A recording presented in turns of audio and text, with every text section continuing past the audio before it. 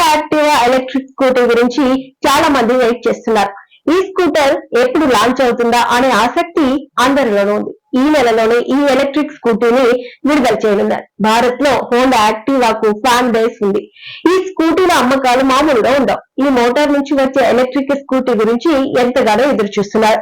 Honda తన popular scooter Activa electric model ను ఈ నెలలో ఆవిష్కరించబోతోంది.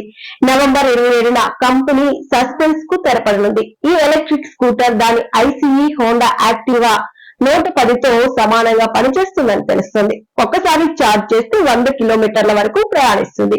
స్వాపబుల్ బ్యాటరీలతో కూడా అందించొచ్చని భావిస్తున్నారు. తద్వారా ఛార్జింగ్ సులువవుతుంది.